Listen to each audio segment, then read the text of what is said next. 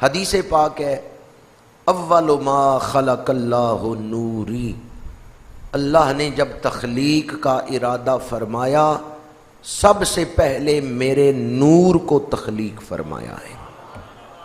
مولوی اشرف علی تھانوی نے اس حدیث پاک کو مانن صحیح قرار دیا ہے، اور شیخ الحدیث علامہ غلام رسول سعیدی صاحب نے بھی اس حدیث پاک پہ ایک مقالہ لکھا اور مختلف حوالوں سے اسے مانن حدیث صحیح قرار دیا ہے۔ اول ما خلق اللہ نوری، میرے آقا کریم نے فرمایا سب سے پہلی مخلوق میرا نور ہے۔ ابھی کائنات میں کسی شے کو وجود نہیں ملا تھا جب اللہ نے حضور کے نور کو تخلیق فرمایا ہے۔ اس مہینے کی 12ویں صبح حضور کا میلاد ہوا ہے، ولادت باسعادت ہوئی ہے، دنیا میں آمد ہوئی ہے، ظہور ہوا ہے، ورنہ جہاں تک تخلیق کا تعلق ہے عالم حقائق میں سب سے پہلے حضور کا نور تخلیق فرمایا گیا ہے۔ سب سے پہلی مخلوق کائنات کے اندر نور مصطفیٰ ہے۔ تخلیق کے اعتبار سے حضور سب نبیوں سے پہلے، اور آمد کے اعتبار سے آپ سب نبیوں سے آخر میں۔ اعلان نبوت آپ نے سب سے آخر میں فرمایا، اور آپ پر نبوت کا سلسلہ مکمل ہو گیا، آپ تاجدار ختم نبوت بن کے تشریف لائے۔ تو آپ اول بھی ہیں، آپ آخر بھی ہیں۔ اس مہینے کو آپ کی تخلیق نہیں ہوئی، اس مہینے میں آپ کی آمد ہوئی ہے۔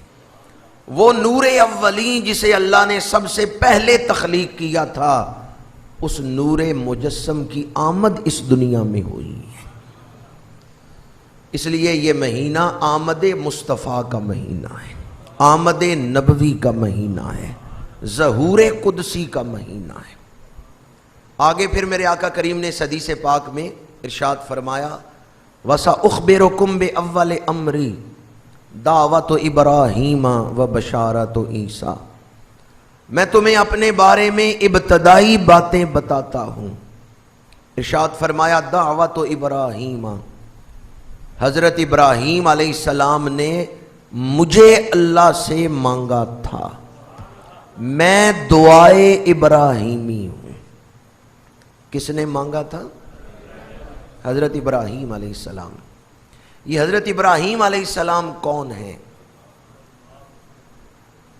حضرت داتا صاحب رحمۃ اللہ تعالی علیہ نے کشف المحجوب میں لکھا ہے، لوگ حج کرنے جاتے ہیں، کعبہ شریف کے سامنے ایک پتھر پڑا ہوا ہے، اس کے پاس نفل پڑھ کے کہتے ہیں ہم نے مقام ابراہیم کی زیارت کر لی، ہم نے مقام ابراہیم کو دیکھا، ہم نے مقام ابراہیم کے پاس نفل پڑھے۔ حضرت داتا صاحب فرماتے ہیں یہ پتھر حضرت ابراہیم کے قدموں کا مقام ہے، یہ ان کے دل کا مقام نہیں۔ اس طرف دھیان کرو کہ ان کے دل کا مقام کیا ہے۔ وہ مقام خلت پہ فائز ہیں، خلیل اللہ ہیں، اللہ کے گہرے دوست ہیں۔ جنہیں اللہ اپنا گہرا دوست بنائے ان کے دل کی پاکیزگی کا کیا عالم ہوگا۔ انی جاعلک للناس اماما، اللہ نے انہیں پیشوائے انسانیت بنایا ہے، اور کہیں فرمایا انا کذالک نجزی المحسنین، اللہ نے انہیں محسنین میں شامل فرمایا ہے۔ مختلف نام قرآن پاک نے حضرت ابراہیم کے بیان کیے ہیں۔ ایک روایت کے مطابق حضرت ابراہیم کی اولاد میں 12,000 نبی پیدا ہوئے ہیں، بعض محققین کے نزدیک 20,000 سے زیادہ، بعض کے نزدیک 40,000 انبیاء۔ جو سب سے کم روایت ہے کہ حضرت ابراہیم علیہ السلام کی اولاد میں 12,000 نبی پیدا ہوئے۔ کیا شان ہے اس باپ کی جس کی اولاد میں 12,000 نبی پیدا ہو رہے ہیں۔ وہ حضرت ابراہیم علیہ السلام جن کو اللہ نے یہ عظمت اور شان عطا فرمائی، جد الانبیاء ہے، خلیل اللہ ہے، پیشوائے انسانیت ہیں، وہ رب کی بارگاہ سے مانگ رہے ہیں میری اور آپ کی حیثیت ہی کیا ہے، اوقات ہی کیا ہے کہ ہم شان مصطفیٰ کو سمجھ سکیں۔ ابراہیم خلیل اللہ سے پوچھیں کہ رسول اللہ کون ہے۔ ابراہیم مانگ رہے ہیں ربنا وابعث فیہم رسولا، پروردگار وہ شانوں والا رسول عطا فرما دے جنہیں ابراہیم مانگیں، جو قلب خلیل کی آرزو ہے۔ حضرت ابراہیم علیہ السلام کی وہ دعا سورہ بقرہ کی آیت نمبر 128 اور 129 کے اندر موجود ہے۔ الہی ہمیں باپ اور بیٹا دونوں کو حسب معمول اپنا فرما بردار رکھنا، وَمِن ذُرِّيَّتِنَا أُمَّةً مُسْلِمَةً لَكَ، اور ہماری اولاد میں امت مسلمہ کو پیدا فرما۔ ہماری اولاد میں کس کو پیدا فرما؟ یہ سورہ بقرہ کی آیت نمبر 128 میں دعا ہے حضرت ابراہیم کی، اور آیت نمبر 129 میں دعا ہے حضور کے بارے میں۔ جب یہ دعا مکمل ہوئی تو جبریل نازل ہوئے، جبریل امین نے آ کے خوشخبری دی، اللہ نے آپ کی دعا کو قبول فرما لیا ہے۔ ادھر دعا مکمل ہوئی، ادھر قبولیت کی بشارت مل گئی۔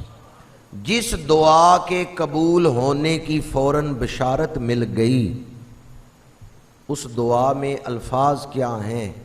پروردگار ہم دونوں کو، یعنی باپ اور بیٹا دونوں نبی ہیں، حضرت ابراہیم حضرت اسماعیل علیہ السلام، پروردگار ہمیں حسب معمول اپنا فرما بردار ہی رکھنا، اور ہماری اولاد میں امت مسلمہ کو پیدا فرما۔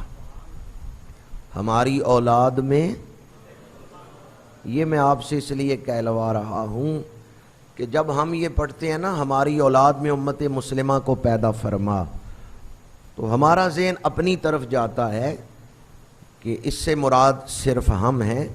ٹھیک ہے، اس سے مراد ہم بھی ہیں، امت مسلمہ میں ہم شامل ہیں۔ مفسرین لکھتے ہیں جب یہ دعا قبول ہو گئی تو ہر دور میں حضرت ابراہیم کی اولاد میں کچھ لوگ ایسے موجود رہے ہیں جنہوں نے شرک نہیں کیا، جو دین ابراہیمی پر قائم رہے ہیں۔ حضور کی آمد سے پہلے بھی، دنیا میں حضور کی تشریف آوری سے پہلے بھی، ہر دور کے اندر، چاہے پوری دنیا میں کفر و شرک ہو رہا ہے، اولاد ابراہیمی میں کچھ لوگ، چاہے وہ تعداد میں کتنے ہی تھوڑے ہوں، لیکن اولاد ابراہیمی میں کچھ تعداد ایسی موجود رہی ہے جنہوں نے شرک نہیں کیا، جو دین ابراہیمی پر قائم رہے ہیں۔ اور مفسرین کہتے ہیں یہی حضور کے آباء و اجداد ہیں۔ اس آیت سے مفسرین نے حضور کے آباء و اجداد کا ایمان بھی ثابت کیا ہے کہ جب ہر دور میں کچھ ایسے لوگ موجود رہے ہیں جو امت مسلمہ میں تھے جنہوں نے شرک نہیں کیا، اور یہی لوگ حضور کے شجرے میں ہیں۔ میرے آقا کریم نے فرمایا، اللہ نے جب بھی، بخاری شریف میں حدیث پاک ہے، اللہ نے جب بھی اولاد آدم کے دو گروہ کیے، مجھے خیر والے گروہ میں رکھا۔ کس گروہ میں رکھا؟ خیر والے گروہ میں رکھا، اس گروہ میں رکھا جس میں خیر ہے، اور خیر کفر میں ہے یا اسلام میں ہے۔ تو گویا ہر دور میں نور مصطفیٰ اہل ایمان کے وجودوں میں ہی رہا ہے۔ نور مصطفیٰ اہل ایمان، حضور کے آباء و اجداد میں کوئی بھی کافر و مشرک